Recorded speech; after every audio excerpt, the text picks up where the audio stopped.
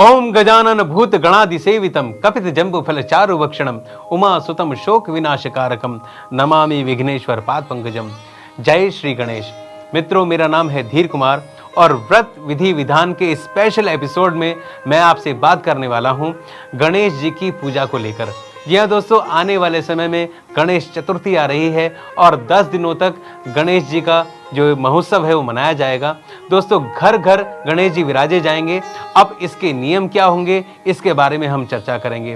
किस तरह से आप अपने घर में गणेश जी विराज सकते हैं, लेकर आ सकते हैं, उनकी पूजा कैसे करें, इसके बारे में बात करूंगा।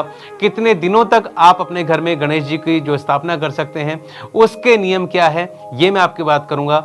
उनकी पूजा कैसे करें, उनकी सेवा कैसे करें, उनको अर्पित क्या करें और उनकी पूजा के नियम के साथ साथ क्या क्या चीजें वर्जित हैं, इस डिटेल्ड वीडियो में मैं आपको बताने वाला हूं दोस्तों।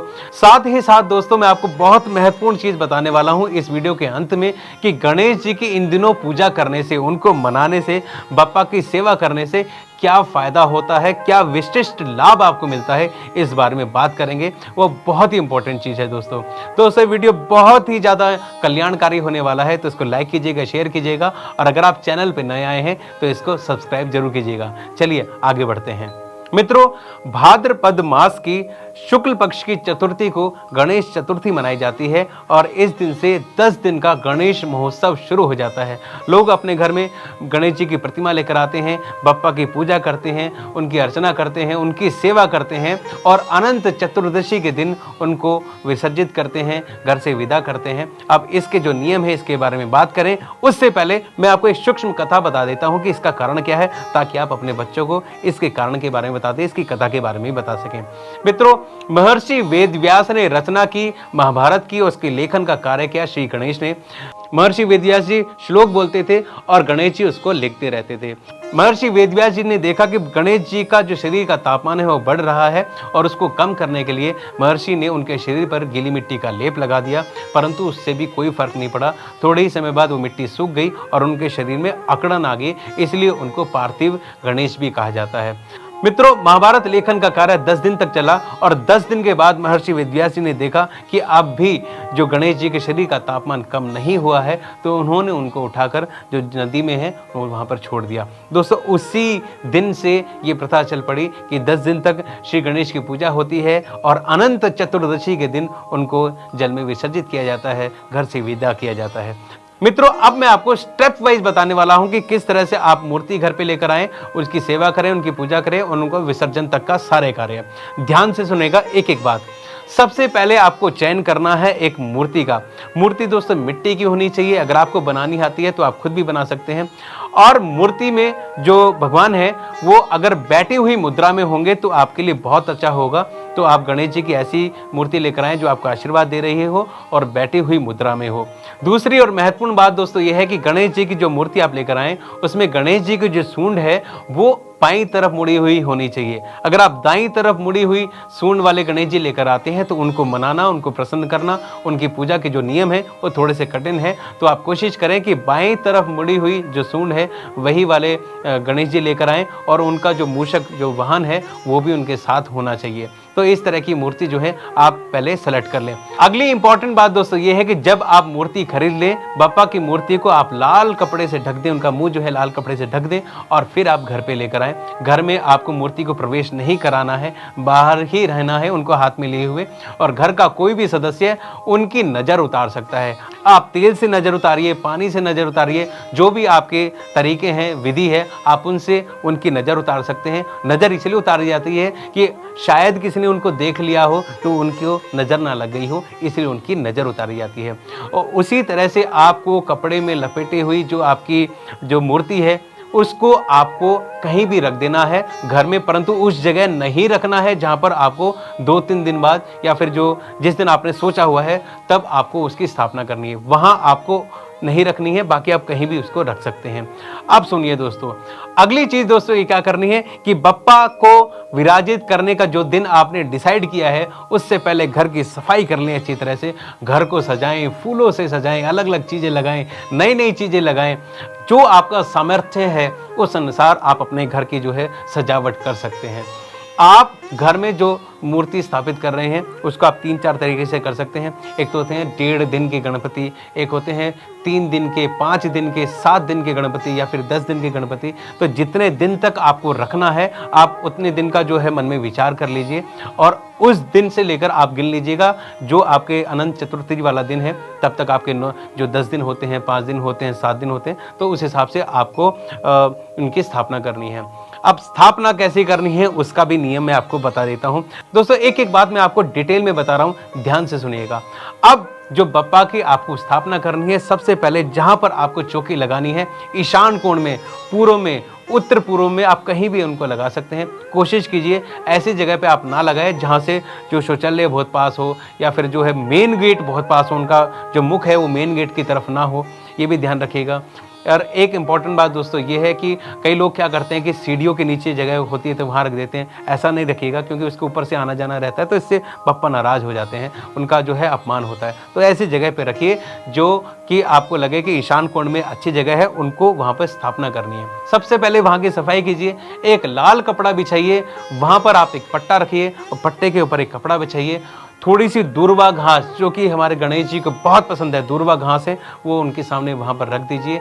उसके बाद जो मूर्ति आप लेकर आए थे, ध्यान रखिएगा, जो मूर्ति आप लेकर आए थे उसको वैसे ही बाहर ले जाना है, घर के बाहर, और आपके हाथ में ऐसे होनी चाहिए मूर्ति, और आप घर के बाहर ऐसे खड़े हो जाएं जैसे गेट है, और आप अंदर की तरफ आने के लिए ऐसे खड़े हो जाएं, अंदर नहीं आना है। इसके बाद दोस्तों आपको एक बार फिर से बप्पा की नजर उतारनी है। उसके बाद उनको घर में प्रवेश जब आप कराएंगे तो शंख ध्वनि के साथ, फूलों की वर्षा करते हुए और घंटियां बजाते हुए, गणपति बापा मोरिया बोलते हुए, जय श्री गणेश के मंत्र को जाप करते हुए, नारे लगाते हुए, और पूरे जैसे कि किसी मेहमान को घर में आप स्वागत कर रहे हैं वैसा स्वागत कीजिए। उनको लेकर आइए, उनके मुख से कपड़ा हटा दीजिए और उनको उस पट्टे पर बिठाइए जहाँ पर आपको उनको स्थापित करना है। जब वो वहाँ पर स्थापित हो जाएं, उनको प्रणाम कीजिए और गंगा जल की जो छींटे हैं उन पर थोड़ी सी डालिए। साथ ही साथ दोस्तों सुनिए कि आपको क्या क्या चीज़ों की जरूरत है उनकी पूजा के लिए। मूर्ति आपके पास आ ही गई है, आप पट्टे पर आपको उनको विराजित करना है। आप रोली ले सकते हैं, मौली ले सकते हैं बांधने के लिए। आप उनको जनेऊ जरूर पहनाइएगा। साथ ही साथ जब आप उनको विराजित कर दें और जब तक आपको उनको विसर्जित करना है तब तक के लिए आप एक अखंड ज्योत जलाकर रखें अपने घर में, जिससे आपके घर में जो आभा है वो बहुत ही ज़्यादा अच्छी हो जाएगी। और अगर आपके पास कपूर है, देसी कपूर, आप उसको भी जला सकते हैं। गणेश जी को जनेऊ पहनाने के बाद दोस्तों आप उनका श्रृंगार कर सकते हैं। आप उनको मुकुट पहनाइए। कहते हैं कि जब आप किसी को मुकुट पहनाते हैं, पगड़ी पहनाते हैं, तो आप उनको अपना सरदार मान लेते हैं, यानी कि आप उनको अपने से बड़ा मानते हैं। गणेश जी तो वैसे बड़े ही हैं, पर आप उनको एक मेहमान की तरह मान रहे हैं और आप उनको बहुत ही ऊंचा दर्जा दे रहे हैं, तो आप उनको मुकुट पहना सकते हैं। गणेश जी को कान की बाली पहना सकते हैं और उनके कान की एक ही बाली आती है, कंगन पहना सकते हैं। साथ साथ पीले वस्त्र आप उनको पहना सकते हैं। अगर आप वस्त्र नहीं पहना सकते तो आप जनेऊ के साथ साथ जो एक कलावा होता है वो भी आप उन पर चढ़ा सकते हैं, वो भी वस्त्र समान ही होता है। ये आप इन चीज़ों का ध्यान रखिए। गणेश जी की मूर्ति की आप जब स्थापना करते हैं तो साथ में एक छोटे से गणेश जी आपके घर के ही अगर हों तो आप उनकी भी स्थापना वहाँ पे कर दें, तो गणेश जी आप वहाँ पे रखें। इसका कारण दोस्तों ये है कि जब आप गणेश जी को विसर्जित करने के लिए लेकर जाएंगे तो वो जो स्थान है गणेश जी का वो सूना नहीं रहेगा, वहाँ पर गणेश जी का एक प्रतिरूप आपके सामने आपके साथ वहीं रहेगा। इसका एक कारण तो दोस्तों ये है। अगला दोस्तों, 1.5 दिन के गणेश जी के अलावा अगर आप 5 दिन, 7 दिन या फिर 10 दिन के गणेश जी अपने घर में बिठाते हैं तो उसके लिए आपको मागोरा की एक जो मूर्ति है वो भी लानी होती है। इससे क्या होता है कि उनकी माता जो है उनके साथ ही रहें, ऐसा माना जाता है। तो उनकी मूर्ति भी लानी बहुत ज़रूरी है और उनका भी विसर्जन उनके साथ ही होता है। आप उनको भी श्रृंगार कर सकते हैं, तिलक कर सकते हैं और उनको वस्त्र आदि भी भेंट कर सकते हैं। दोस्तों ये तो बात होगी कि किस तरह से आप उनको घर में विराजित कर सकते हैं। अब आप उनकी पूजा कैसे करें। अगर आप किसी विशेष पंडित को नहीं बुला रहे हैं तो आप कैसे पूजा करें। 21 दुर्वा घास के तिनके जो हैं आप उनको अर्पित कर सकते हैं, कम से कम 21। आप इसकी संख्या बढ़ा सकते हैं, या फिर दुर्वा घास की जो 21 पूड़ियाँ हैं आप उनको पूड़ी मतलब कि गोल गोल जो आप बंडल से बनाकर उनकी माला बनाकर उनको पहना सकते हैं। मतलब आप जितनी भी आप दुर्वा घास से सेवा कर सकते हैं, उनको चढ़ा सकते हैं, वो आप अपने हिसाब से कर सकते हैं। गणेश जी को मोदक, लड्डू बहुत प्रिय होते हैं, तो आप उनका भोग इस चीज़ से ज़रूर लगाएं और शुरुआत इसी से करें। चलिए दोस्तों, गणेश जी अब आपके घर में विराजित हो चुके हैं, साथ ही साथ उनका एक प्रतिरूप भी आपने वहाँ पे स्थापित कर दिया है। माँ गौरा की जो मूर्ति है वो भी आपने वहाँ पे लगा दी है। अपने उनको जो दुर्वा घास है वो भी अर्पित कर दिया है, लड्डुओं का भोग लगा दिया है। अब आपको आरती करनी है गणेश जी की, और गणेश जी की आरती करने के बाद आप उनसे अब तक हुई भूल चूक की क्षमा मांगे, और अब आपको उनकी सेवा करनी है। सेवा कैसे करनी है दोस्तों, कि आप उनको तरह तरह की चीज़ें खिलाएं। देखिए, प्याज और लहसुन का खाना तो आपको बनाना ही नहीं है घर पे, और कोई भी चीज़ आप बनाएं, कोई भी मिठाई आप दें, उसमें आपको तुलसी का जो पत्ता है उसका इस्तेमाल नहीं करना है, ये आप ध्यान रखिएगा। तुलसी के जो पत्ते हैं वो गणेश जी को स्वीकार्य नहीं होते हैं, तो ये आप ध्यान रखिएगा। तो आप कुछ भी चीज़ उनको चढ़ा सकते हैं, जो आप खा रहे हैं उन सबसे पहले उनको खिलाइए, खुद खाइए। आप चॉकलेट लाइए, आप खीर बनाइए, हलवा बनाइए, उनको भोग लगाइए, लोगों को बांटिए। और कई लोग मैंने सुना है कि जैसे 2-2 घंटे बाद गणेश जी को खिलाते हैं और फिर उनकी आरती करते हैं। कई लोग सुबह भी खिलाते हैं, दोपहर में खिलाते हैं, फिर शाम को खिलाते हैं, और उनको भोग लगाने के बाद ही भोजन करते हैं। और घर में जो कीर्तन का माहौल रहता है, और अगर आप कीर्तन नहीं कर रहे हैं तो आप गणेश जी के मंत्रों का उच्चारण कर सकते हैं। दोस्तों, अब बात होगी दोस्तों थोड़ी सी गंभीर हो गई है, क्योंकि घर के अंदर आपका एक ऐसा विशिष्ट मेहमान आ गया है जिसके आने से आपके घर में ना सारे तरफ एक तरह की आभा पहुंच गई है। अब आपको क्या करना है, उस आभा का जो 100% आपको कैसे लेना है, ये आपको बता देता हूँ। 1.5 दिन के गणेश जी हों, 5 दिन के हों, 7 दिन के हों, 10 दिन के हों, अब दोस्तों गणेश जी की मूर्ति को आपको अकेला नहीं छोड़ना है। घर का एक सदस्य, एक व्यक्ति वहां पर होना जरूरी है उनके साथ। सुबह हो, शाम हो, दोपहर हो, रात हो, 24 घंटे एक व्यक्ति वहां पर होना चाहिए उस मूर्ति के साथ, गणेश जी के साथ, बप्पा मोरिया के साथ। अब आपको दोस्तों क्या करना है कि हर एक दिन, यानी कि हर दिन आप नई नई चीजें लेकर आइए, नई नई चीजों से आप उनका श्रृंगार कीजिए, फूलों से श्रृंगार कीजिए, और नई नई चीजें घर में बनाइए और उनका भोग लगाइए। जैसे आप किसी मेहमान को प्रसन्न करते हैं ना, जब आपके घर में आते हैं कि आज आप ये खाइए, आज आप वो खाइए, आज आपको हम ये खिलाएंगे, ताकि आपका जो मेहमान है वो प्रसन्न रहे, खुश रहे, बोला वाह क्या बात है। मित्रों, अब आपको महसूस होगा कि घर की जो आभा है वो बिल्कुल बदल गई है। घर में जो सकारात्मक ऊर्जाएं हैं वो बढ़ रही हैं। घर में जब आप किसी मेहमान के आने से खुशी जो महसूस करते हैं वो आपको महसूस होनी शुरू हो जाएगी। अब इसका कारण क्या है? कारण दोस्तों ये है कि जब बप्पा विराजित होते हैं तो उनके जो अंदर से जो दिव्यत्व निकलता है वो आपके सारे घर में भर जाता है। अब इसका देखिए दोस्तों, आपको कारण बताता हूँ। जब आप बप्पा के सामने बैठेंगे, जब आप गणेश जी की उस मूर्ति के सामने बैठेंगे, तो आपको ऐसा लगेगा कि वो आपको देख रहे हैं। वास्तव में जितने भी व्यक्ति वहां पे बैठे होंगे उनको लग रहा होगा कि वो उनको ही देख रहे हैं। और वास्तव में दोस्तों ऐसा होता है कि सामने जो गणेश जी बैठे होते हैं वो आपको देख रहे होते हैं, और आपके मन के अंदर जो विचार चल रहे होते हैं वो अलग होते हैं। मतलब कि उस समय जब आपके घर में गणेश जी होते हैं, तब आपके मन में जो ईर्ष्या, द्वेष या किसी से बदले लेने की भावना सब बदल जाती है, सब दूर हो जाती है। मन में विचार आते हैं कि जो हो गया सो हो गया, कोई बात नहीं, अब हमें जो करना है आगे बढ़ते हुए भगवान के आशीर्वाद से, गणेश जी के आशीर्वाद से करना है। तो ये चीज़ें आपके मन में आने लग जाती है, अच्छी अच्छी चीज़ें आने लग जाती हैं। आपके मन में जो कष्ट है, जो दुख है, आप बिना बोले भी अगर वहां पर कुछ रखेंगे, मन में ही बोलेंगे, तो गणेश जी सुनते हैं, और आपको लगता है कि वो आपकी बातें सुन रहे हैं, और आपको ऐसा लग रहा है कि वो आपकी बातें सुन रहे हैं और आपको आशीर्वाद दे रहे हैं। ये जो दिव्य चीज़ है ना, ये होती है हर घर में होती है। जिनके घर में भी आपने गणेश जी देखे होंगे, आप कभी गए होंगे, आपको इस तरह से देख रहे होते हैं जैसे कि आइए और मैं आपका कल्याण करता हूँ। तो ये जो दिव्य चीज़ है आपको अपने घर में देखने को मिलेगी, माहौल बिल्कुल बदल जाएगा। और इसी कारण लोग जो है गणेश जी को इतना प्यार करते हैं कि वो जब घर में आते हैं तो उनके घर में आने से इतना घर का माहौल चेंज हो जाता है, बदल जाता है। मित्रों, अब बात करते हैं कि गणेश जी की मूर्ति का विसर्जन कैसे करते हैं, और इसकी जो प्रक्रिया है वो क्या है, इसमें नियम क्या है, ये मैं आपको बता देता हूँ। मित्रों, क्या होता है कि जब अनंत चतुर्दशी आती है, उस दिन गणेश जी को विसर्जित करने का समय होता है, घर से विदा करने का समय होता है, और ये समय बड़ा ही द्रवित कर देने वाला होता है, बड़ा करुणामय वाला होता है कि लोग द्रवित हो जाते हैं, क्योंकि ऐसा लगता है कि घर का कोई सदस्य हमें छोड़ के जा रहा है। हालांकि गणेश जी हमारे साथ ही होते हैं, पर मन से जो विचार है वो जाते नहीं हैं। थोड़ा सा करुणा वाला दृश्य हो जाता है उस समय।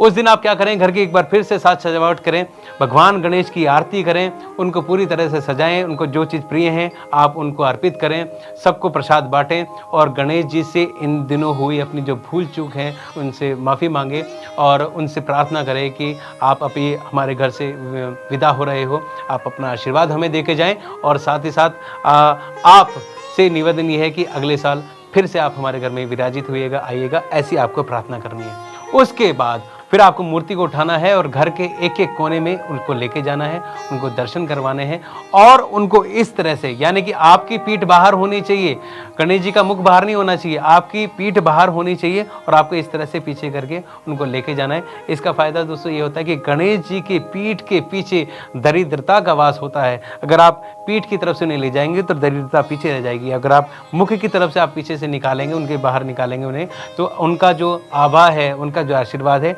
ऐसे आपको मिलता रहेगा। तो इस चीज़ का ध्यान रखिएगा।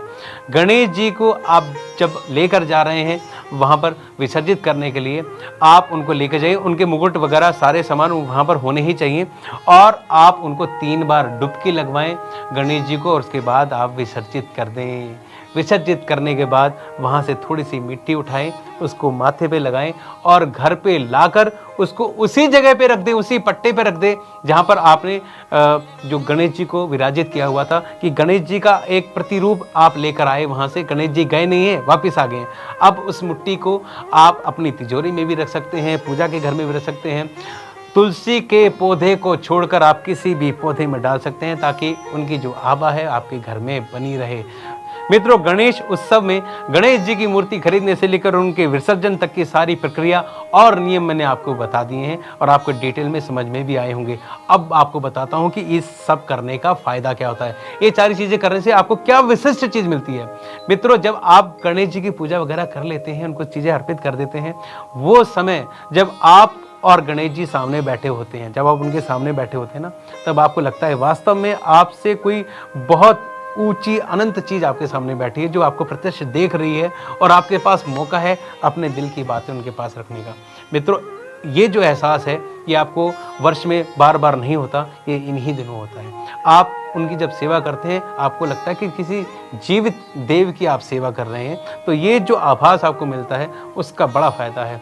आप लंबोदर श्री गणेश, जो भालचंद्र श्री गणेश, सिद्धि विनायक श्री गणेश, बुद्धि के दाता बुद्धिनाथ श्री गणेश की जब पूजा करते हैं तो आपको बुद्धि मिलती है, आपको ज्ञान मिलता है और आपको माता पिता की सेवा करने का जो है मन में भाव जागता है। अगर आप बच्चे सेवा करते हैं तो बच्चों के मन में माता पिता की सेवा करने का भाव जागता है, तो घर में संस्कार बढ़ते हैं, विद्या बढ़ती है और आपको जो बुद्धि का जो है दान मिलता है गणेश जी की तरफ से। तो गणेश जी की पूजा करने का बहुत फायदे हैं, अनंत फायदे हैं। मैं इस वीडियो में समाहित नहीं कर सकता, आप बस समझ लीजिए मैं आपको क्या कहना चाहता हूं। मित्रों, इस वीडियो को बनाने में हमारी एक सहयोगी जो कि हाल ही में महाराष्ट्र से आई हैं, उन्होंने बड़ी सहायता की है इस वीडियो को डिटेल बनाने में। साथ ही साथ जिन लोगों ने इस वीडियो को बनाने में मेरी सहायता की है, हमारी टीम की सहायता की है, उन सब पर भगवान श्री गणेश की कृपा हो, ऐसी मेरी प्रार्थना है। ये वीडियो दोस्तों बहुत ही डिटेल बना है, बेहतरीन बना है, कल्याणकारी बना है। इसको ज़्यादा से ज़्यादा लोगों तक फैलाएं ताकि जिन लोगों के मन में संशय है या फिर जो नियम नहीं जानते हैं गणेश जी की पूजा को लेकर, वो अच्छी तरह से जान ले और गणेश जी की पूजा है उस विधि विधान के साथ करें।